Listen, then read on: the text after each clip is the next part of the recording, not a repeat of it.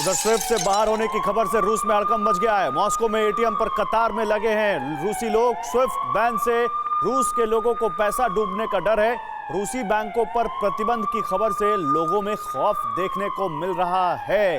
तो स्विफ्ट के बैन से यानी स्विफ्ट के से रूस के बाहर निकाले जाने के डर से लोग अपने पैसा डूबने के खतरे को भांपते हुए एटीएम के बाहर कतारों में खड़े दिख रहे हैं रूस में।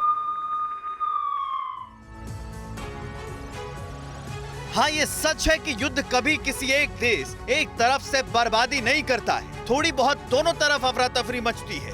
दोनों देशों में ये मंजर होता है। दोनों देशों की जनता प्रभावित होती है। युद्ध के आयाम बहुत विशाल होते हैं और खात्मे पर ही जाकर रुकते हैं। दोनों ओर से तबाही मचती है। उसी का प्रमाण है ये तस्वीरें। रूस के मॉस्को में लगी ये लाइन देख लीजिए। ऐसी लाइन पूरे रूस के कई शहरों में है। यूरोपियन यूनियन और अमेरिका ने रूस को स्विफ्ट से काट दिया है।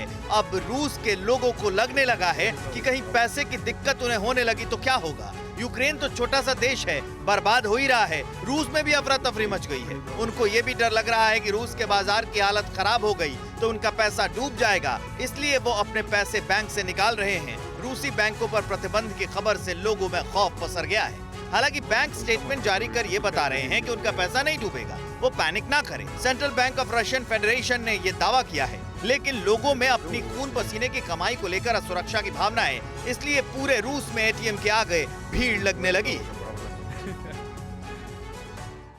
और रूस को बहुत बड़ी आर्थिक चोट देने की तैयारी में है अमेरिका। रूस को स्विफ्ट सिस्टम से बाहर करने का फैसला किया है अमेरिका ने। इंटरनेशनल फाइनेंशियल सिस्टम स्विफ्ट से बाहर होगा रूस। अमेरिका और यूरोपीय देशों से रूस को एक नया झटका लगने वाला है।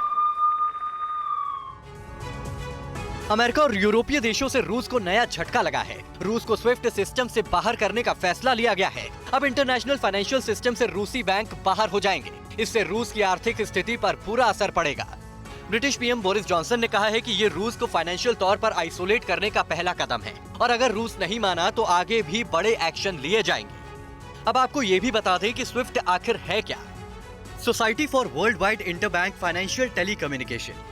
स्विफ्ट एक हाई सिक्योरिटी नेटवर्क है। स्विफ्ट अंतरराष्ट्रीय वित्तीय लेन देन से संबंधित है।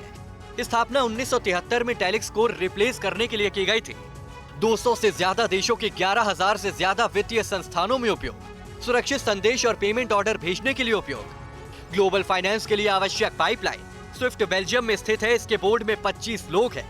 स्विफ्ट बेल्जियम के कानून के तहत आता है। स्विफ्ट को यूरोपीय संघ के नियमों का पालन करना होता है। वैसे तो कई प्रतिबंध लगाए जा रहे हैं, लेकिन रूस है कि मान ही नहीं रहा है। यूक्रेन में तबाही मचा रहा है।